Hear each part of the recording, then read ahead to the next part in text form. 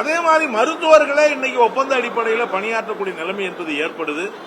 எனவே அரசு மருத்துவமனை மீது மக்களுக்கு நம்பிக்கை ஏற்பட்டிருக்கிற அந்த சூழ்நிலையில அந்த அளவுக்கு சிறப்பா அரசு மருத்துவர்களும் செவிலியர்களும் பணியாற்றக்கூடிய சூழ்நிலையில நோயாளிகளுக்கு நல்ல சிகிச்சை கொடுக்கக்கூடிய அளவுக்கு அதிகமான மருத்துவர்களை பணியமர்த்துவது, அதிகமான செவிலியர்களை பணியமர்த்துவது, அவங்களையெல்லாம் பணி நிரந்தரம் செய்வது, இன்னும் பாத்தீங்கன்னா அவங்களுடைய கோரிக்கைகள் பலது கூட இன்னும் சுமூகமா தீர்க்கப்படாத நிலைமை என்பது.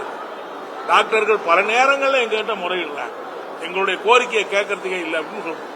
எனவே தமிழக அரசு, தமிழக முதலமைச்சரும் மாண்புமிகு சுகாதாரத்துறை அமைச்சரும் மருத்துவ எதிர்காக்கக்கூடிய பணியில ஈடுபடக்கூடிய அவர்களுடைய கோரிக்கைகளை இந்த மாதிரி அதிகமான பணி அமர்த்துவது, பணியில இருக்கிறவங்களை பணி நிரந்தரம் பண்ணுவது, பணியில இருக்கக்கூடிய அந்த மருத்துவருடைய கோரிக்கைகளை பேசி அவங்களோட சுமூகமான தீர்வு காணுவதை அப்படிப்பட்ட நடவடிக்கை மேற்கொள்ள வேண்டும் என்று இந்த நேரத்தில் நான் கேட்டுக்க விரும்புகிறேன்.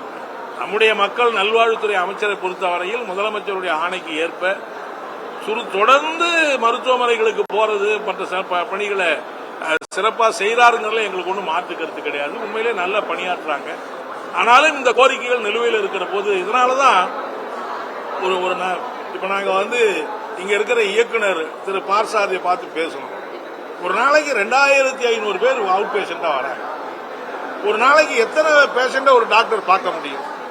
100 பேர் 150 பேரை ஒரு டாக்டர் பார்க்கிற போது எவ்வளவு மன உளைச்சல், எவ்வளவு பணி சுமை வருது அப்படிங்கறதெல்லாம் சொல்றாங்க. கிட்டத்தட்ட பாத்தீங்கன்னா இந்த 1.5 வருஷத்துக்கு ஒரு வருஷத்துக்கு 4 மாதத்துல 4000க்கு மேற்பட்ட சீரியஸான அறுவை சிகிச்சையெல்லாம் இங்க இருக்கிற மருத்துவர்கள் பண்ணிருக்காங்க.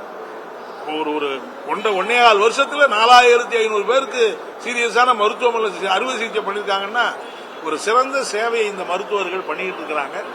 எனவே அந்த மருத்துவர்களுடைய அந்த இதுங்கிறது அவங்களுடைய கோரிக்கைகளையும் தேவையான அளவுக்கு மருத்துவ கட்டமைப்பை மருத்துவர்கள் பணியமர்த்த செய்ய வேண்டும் என்று நான் கேட்டுக்க விரும்புறேன். அடுத்து மருத்துவமனைகள்ல பாதுகாப்பு.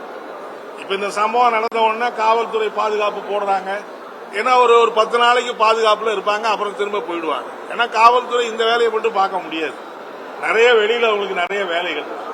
மார்க்சிஸ்ட் கம்யூனிஸ்ட் கட்சியை பொறுத்தவரையில தமிழ்நாடு முழுவதும் இருக்கிற பெரிய மருத்துவமனைகள்ல பாதுகாப்பு ஏற்பாடு செய்வதற்கு ஒரு மருத்துவமனை பாதுகாப்பு படை என்கிற ஒரு தனி அமைப்பை உருவாக்கி அவங்க மருத்துவமனைக்குள்ளேயே இருந்து நோயாளிகளுக்கு பாதுகாப்பு கொடுக்க வேண்டியிருக்கு, டாக்டர்களுக்கு பாதுகாப்பு கொடுக்க வேண்டியிருக்கு, வெளியிலேருந்து தங்கி இருக்கிற அந்த நோயாளி உதவியாளர்களுக்கு பாதுகாப்பு தேவைப்படுது.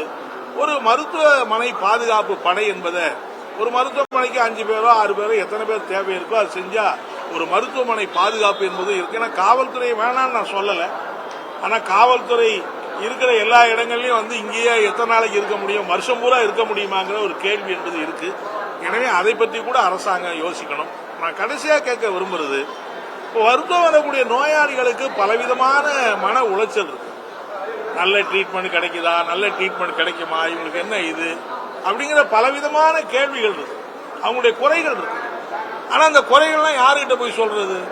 அப்படி சொன்னாலும் யாரு தீர்வு காணுவதற்கு ஒரு குறை மையம் என்பதை உருவாக்கி ஒரு தனி அலுவலரை அதுக்கு நியமனம் பண்ணி அவங்க மருத்துவர்களுடைய நோயாளிகளுடைய குறைகளை கேட்பது, அதை உடனுக்குடன் தீர்வு காணுவதற்கான அந்த மெக்கானிசத்தையும் தமிழக அரசு உருவாக்கணும்.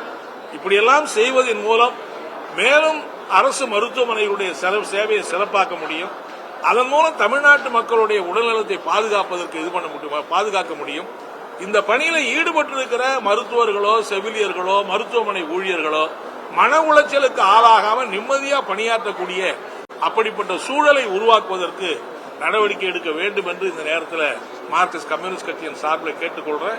வெளியில கூட இப்ப தமிழ்நாட்டில் வேறு பல இடங்கள்லயும் மருத்துவர்கள் மற்றவங்கெல்லாம் இந்த மாதிரி தொடர்ந்து நடக்கிற போது நாங்க எப்படி பணியாற்றுவது என்கிற ஒரு நியாயமான கோரிக்கையை முன்வைத்து அவங்க போராடிட்டு இருக்கிறாங்க. அந்த கோரிக்கையை மார்க்சிஸ்ட் கம்யூனிஸ்ட் கட்சி அவருடைய போராட்டத்துக்கு வாழ்த்து தெரிவித்து அந்த கோரிக்கைகள் மீது உடனடியாக அரசு பேச்சுவார்த்தை நடத்தி தீர்வு காண வேண்டும் என்று இந்த நேரத்தில் கேட்டுக்கொள்ள வேண்டும்.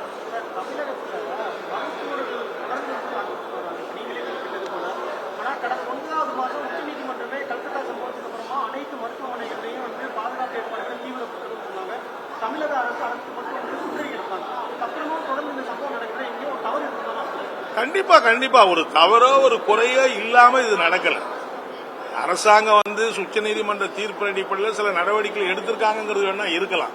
ஆனா இன்னும் அந்த கட்டமைப்பு முழுமைப்படுத்தப்படாத நிலைமை என்பது இருக்கு அப்படிங்கறத நான் சொல்ல. அதனாலதான் நம்ம சொல்றோம், இது ஏதோ இன்னைக்கு நடந்து போச்சு, இன்னைக்கு உடனே ஒரு போலீஸ் மற்றதெல்லாம் போனது மட்டும் இல்ல, இதுக்கான ஒரு 3-4 விஷயங்களை நாங்க அழுத்தமா வற்புறுத்தோம். நான் ஏற்கனவே சொன்னேன், போதுமான அளவுக்கு ஊழிய டாக்டர்களையும் மற்றவர்கள் நியமிக்கலன்னா ஒரு ஒரு ஒரு டாக்டர் எவ்வளவு தூரம் பேஷண்ட பார்க்க முடியும், அவருடைய மனநிலை எப்படி இருக்கும்லாம் இருக்குல்ல.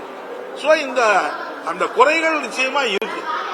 அந்த குறைகளை அரசு உடனடியா இந்த சம்பவத்தை ஒரு அனுபவமா ஏத்துக்கிட்டு உடனடியா அதை தீர்வு காண்பதற்கான நடவடிக்கை எடுக்க வேண்டும் என்று